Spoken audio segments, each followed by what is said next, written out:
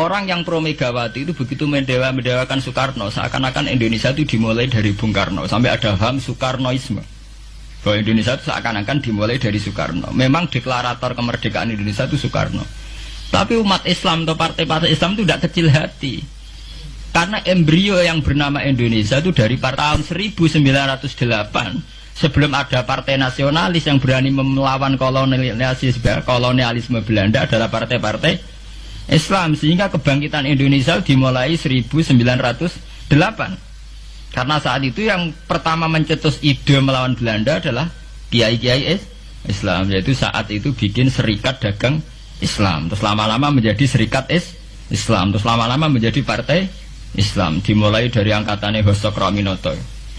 Sini Haji Umar Said sinten Cokroman, itu disingkat jenis Hos Cokroaminoto. Jadi tidak bisa Indonesia itu meninggalkan partai Islam, karena dulu pertama pendiri era kepartaian niku malah partai-partai apa? Islam yang lahir di Solo, di Jogja. Bahkan sebelum ada negara yang bernama Indonesia, itu ada negara yang bernama Demak Bintoro, ada Demak Ngayogyakarta apa? Karto. Itu semua negeri apa? Islam. Ya paham. Sehingga secara kesejarahan kita tidak kalah sama tuanya Soekarnoisme atau partai PNI. Dan sampai kan kita ini kan kayak dinabubukkan seakan-akan Indonesia itu dimulai dari Soekarno. Sehingga nak wani Pak Karno itu koyok-koyok itu kita anti Indonesia. Ya kita tidak mungkin nggak menghormati Soekarno, beliau sebagai pahlawan besar kita hormati. Ya, tapi ya kebesaran Pak Karno demi bangsa Indonesia jangan kemudian direduksi, disederhanakan hanya melewati partai. Ya itu kan namanya pengkerdilan. Tentu Pak Karno bikin negara ini ya untuk semua bangsa, bukan untuk PDIP saja, bukan untuk partai-partai marhainisme saja, juga bukan untuk partai-partai yang berfaham Soekarnoisme saja. Ya sama, tapi kita juga adil, sebagai kiai juga adil. Hos Cokroaminoto bikin partai Islam adalah untuk mengusir Belanda dari bumi Indonesia, yang nantinya juga untuk kepentingan semua bangsa Indonesia, tidak hanya yang Islam saja. Ya kita adil, sama-sama adil. Saat nasionalisme ya tidak mengurangi keagamaan, saat keagamaan tidak mengurangi nasionalis. Tapi itu tadi kemudian ini dikerdilkan secara politik.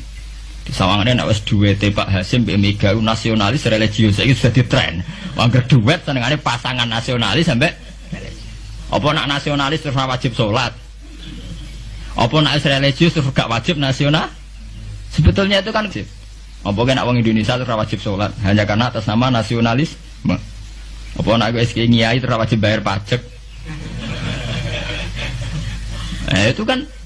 Itu kan pengkerdilan, proses pembohongan ya. Pembohongan secara publik. Itu dibodokno, sedurunge bodoh, itu kan itu kan repot. Namanya sedurunge bodoh dibodokno kenapa? Nurut. Makanya kalau seneng ya, kayak kemarin Hari Kebangkitan Nasional itu seneng kalau diungkap terus di TV bahwa kebangkitan Indonesia dimulai dari 1908. Pentingnya bahwa orang-orang yang sok Soekarnoisme biar tidak mereduksi Pak Karno hanya milik mereka sendiri, karena bangsa ini berdiri semenjak 1908. Dimulai dari gerakan Budi Utomo sampai Hos Cokroaminoto sampai macam-macam. Ya, serikat-serikat Islam. Nah, kita secara sejarah itu sama. Kita sebagai santri juga tidak kalah sejarah. Karena berdirinya nasional sudah lewat para kiai itu. Takokno sejarawan manapun, kayak profesor siapa di UI, siapa saja profesor-profesor sejarah bilang bahwa awal kebangkitan Indonesia itu dari partai-partai Islam.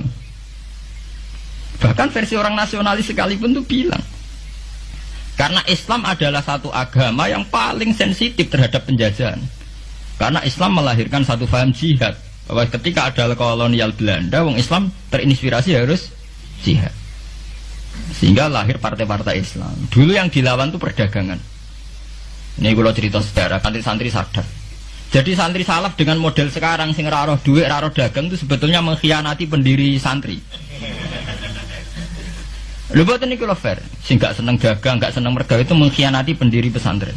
Sampai lihat sejarah, tahun 1908 itu namanya tidak SI, tidak Serikat Islam, tapi Serikat Dagang Islam.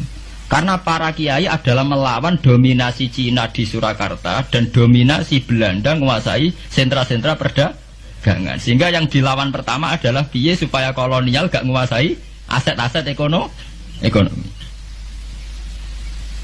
Sama takokno sejarah cek versi kiai, cek versi buku, asal gak versi klenek.